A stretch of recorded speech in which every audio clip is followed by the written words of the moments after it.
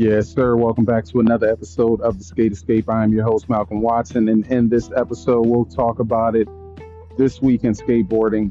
The wait is over. Without further ado, Rodrigo TX has landed on an official board sponsor. It's just kind of crazy because he ended up the way that he left should have solidified it in stone. And I mean, in my personal opinion, was just probably one of the most disrespectful ways to quit a board sponsor where he shot a free throw from the free throw line to the trash can, through the DGK board in the trash can, and then started Numbers Edition, which on paper should be a company that stands the test of time with Guy Mariano, Eric Costin on the same team, Antonio as well as TX. On paper looks phenomenal, but it didn't work. And I guess after that, the grass just wasn't that green out here. It's a drought. I tell people all the time in the skate game, it's difficult. No matter how much talent and skill you have, everyone's not going to go. And it's especially difficult when you've already been in the game for a long period of time. I mean, at that rate, it just boils down to who's ultimately down for you. I know he had a guest board on Crooked, and as well as Chico after Chocolate had the guest board. And I'm sure if he had the opportunity to ride for it, would have took it. I would have loved to see him maybe in the crooked van. Real, I don't know if it would have fit or not. Sure, everybody fits on Real. It's Real skateboards. That would have been a good look also.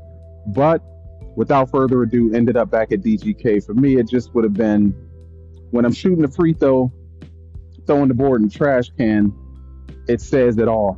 But at the end of the day, it would have been a lot more respectful to leave the door open if on that same Instagram post, he just showed a graphic and said, after X amount of time, it's time for me to explore some new opportunity.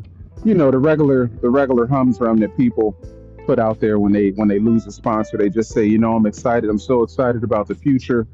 And it looks great, only to not end up on another board company. But that seems to be the politically correct type of answer, not throwing the board in the trash can. But salute to TX, long overdue. Rodrigo TX embodies style, finesse, and everything that skateboarding is about in terms of a professional skateboarder.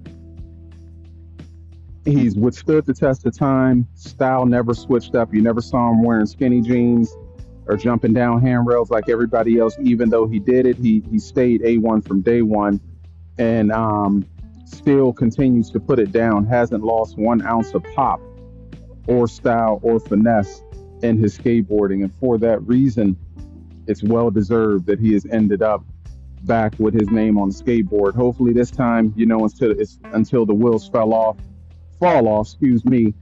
and on his own accord, and it doesn't end with him just sending out an Instagram post throwing the board in the trash can. But salute to him. Hopefully all these other rippers land on solid ground. I would love to see Sewa, SEWA, land on a solid situation. The list is just too long, man. It's if you're fortunate, blessed enough to have your name on the bottom of a skateboard and you get in that van, ride it until the wheels fall off, because tomorrow is not promised in this game. And when they want you out, once it's up, it is up. And hopefully you have a plan B, C, D, E, and F in place, and you don't end up a drug addict or like many others, just lost or still chasing it after the doors are closed and bolted shut and padlocked on you.